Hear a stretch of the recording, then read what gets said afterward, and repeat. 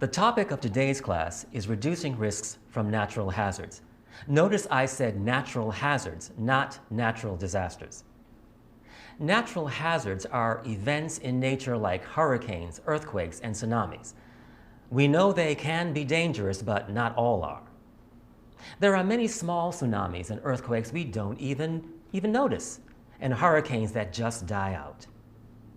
By the same token, we know they can create terrible disasters in which many people die and widespread damage is sustained.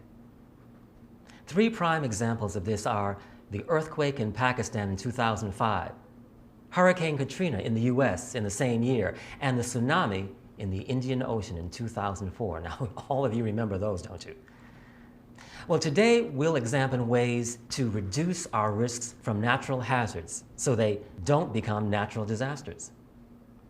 Now, we can't stop earthquakes or hurricanes or tsunamis, but there are things we can do to try to minimize or limit their impact. So, I'm going to divide this lecture into two parts. First, we'll look at some of the factors that go into designing an emergency plan. You may be familiar with some of this based on what's in place in your own communities. Then I want us to turn to the role of education in reducing risks to people in disaster-prone regions. But first, let's go over the terms we'll be using. The first is disaster preparedness. To prepare means to get ready, right? Preparedness is the state of being ready. Another term is mitigation. To mitigate means to make less severe, not as bad. We use the phrase disaster preparedness and mitigation to talk about what to do to prepare for natural disaster so that the impact will be less severe and people will suffer less. We can try to lessen or mitigate the damage so that people can quickly return to their normal lives. Now I'll present some factors involved in generating an emergency response plan. First, government officials need to identify the risks. What are the natural hazards? For example, in Japan, there are earthquakes and typhoons. In the US, hurricanes and fires. There are several natural hazards in every country. Second, the government needs to establish a channel of communications with scientists.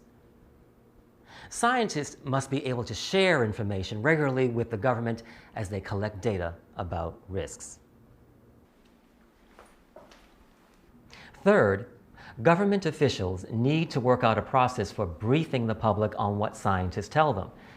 The problem is, experts can't predict natural hazards with 100% accuracy. For example, they may know a hurricane is forming, but can't say exactly when or where it will go. Despite this, public officials still have to decide what to tell the public and when. They can wait and say nothing, or they can tell people to evacuate. If they wait too long, lots of people might get hurt. But if they tell people to evacuate and then nothing happens, people may get angry. In the future, they may not cooperate. Communicating with the public is a huge challenge for officials. Here's an example. In 2005, before Hurricane Katrina hit New Orleans, people were told to evacuate. But 61% of them didn't. We know some stayed because they had no transportation, no choice. But of the 61% who didn't leave, 37% said they simply ignored the order to evacuate. Why? Because they didn't want to leave their homes. Scientific information doesn't do much good if it's ignored.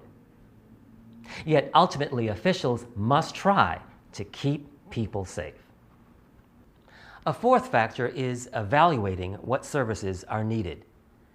For example, are there sufficient numbers of police, firefighters, and emergency workers who are trained to respond to a natural disaster?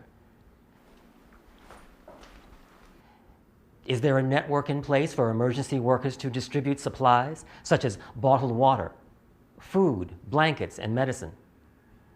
Is there a way to inform the public about the emergency plan so that they know where to go and what to do before, during, and after a natural disaster?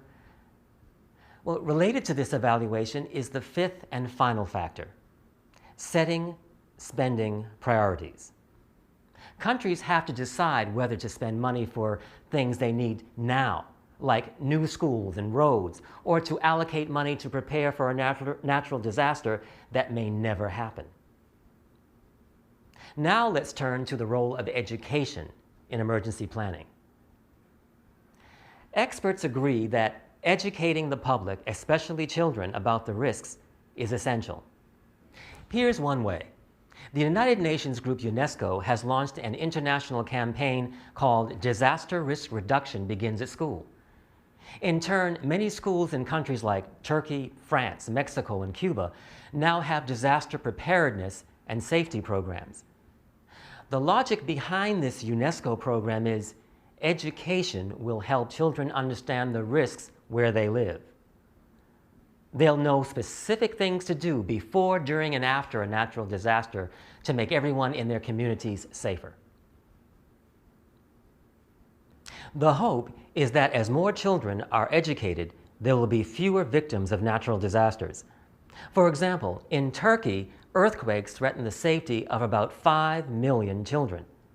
So there is now an earthquake education program targeted at students countrywide. And in Cuba recently, with more school programs about hurricanes, there have been fewer hurricane victims. Now that's great news. So let's review what we've covered today. I mentioned 5 factors in an emergency plan and how education of children is considered vital to disaster preparedness and mitigation. I feel a lot of hope now because so many countries see how important a good emergency plan is. Well, that's all for today. We'll see you next time.